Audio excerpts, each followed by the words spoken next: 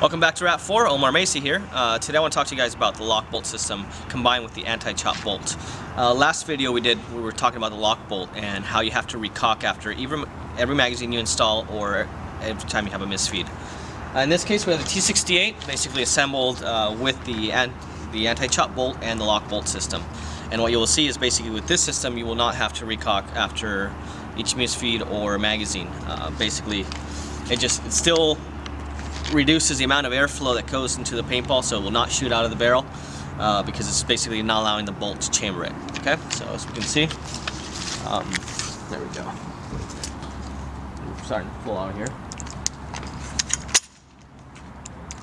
Yeah. Cycle through off and then on. Basically, with the trigger, you have to cycle it on and off and on. So if you've been leaving it on the on position, full auto, it will not work. So there we go. Okay.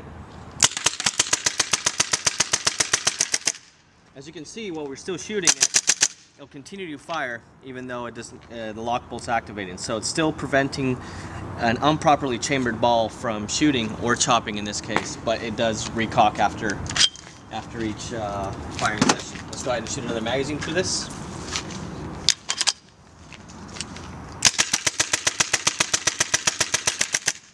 Okay, as you can see, there's a distinctive sound between actual firing and when it does the Lok-Bolt's activating. Alright, go ahead and shoot it with the box mag.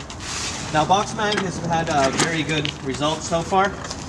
Pretty much until you get to the last around 5 to 10 paintballs. It does a bobbing effect on the paintball tube and the feed tube, and some people do get chops that way, but with this system it basically virtually eliminates it. Again, choosing the right size paint and the right quality paint is extremely important to basically having a successful time with this. So we're once again in full auto and with box mag.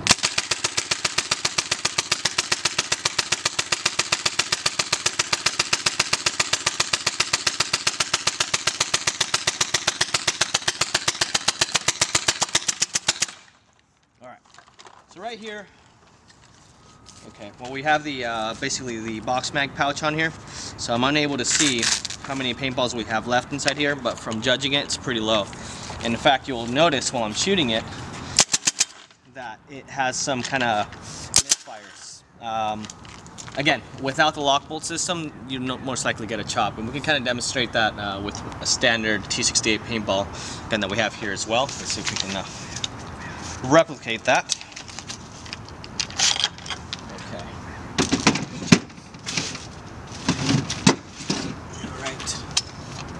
Yeah, so main reason for the Lok-Bolt is not a fix for the paintball gun in any way, but it really is a way to get the best performance out of these markers.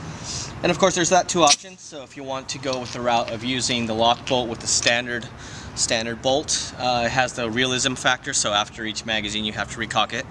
Or if you're more for the gameplay style, you can have the anti-chop bolt, which actually does two things. That it actually extends the life of the bolt itself, because obviously the bolt hitting against the ramrod would be pretty hard on it over time.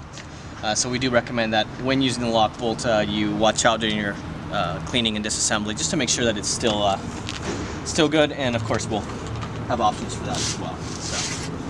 So again, this thing is pretty low on paint. What we'll do is probably here, we'll put in a few paintballs in here to show. Sorry. Could have had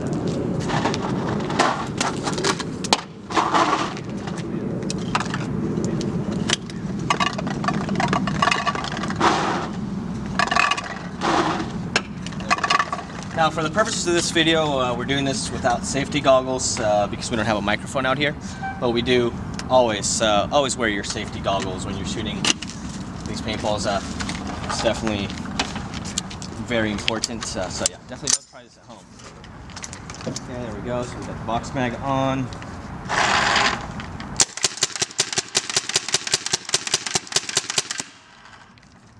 Okay, so right there what we had is basically there's a paintball. See, the trigger's been disengaged. So there's a paintball actually stuck inside the chamber. Don't know. Yeah, that actually will. There you go. So as you can see, basically Because of the bobbing effect between the box mag of the last paintballs, it's very likely to get a chop. We got a chop in this case. See, you can see that? It's very clear right away that Lok-Bolt really is doing its job. It's really a pair of mechanical eyes if you want to compare it to a system that's already existent. So that's the main purpose of the Lok-Bolt system. Right, so you can see that clearly right there. The last set of paintballs, and all of you who have a box mag have probably experienced this, and basically when you get to the last bit, you normally refill it, or that's what's been happening. So you can see that here. So we can clear this up and Alright, so basically these Lok-Bolt systems will be available for the mag kits as well as a drop-in mechanism on, and if you're familiar with the mag kits, there's the side feed port where the cyclone would be on some of those markers, and that's where the plan is to assemble the Lok-Bolt system through the side. When you get to the T68, basically we're having to replace quite a few components to implement the Lok-Bolt system into it. So we're implementing the whole top new rail, the whole feed chamber. So I mean, all of these things you have to take into account, but obviously any of the generations from Gen 4, we have to skip Gen 5, 6, 7, you can implement this system onto all of them. Thank you very much.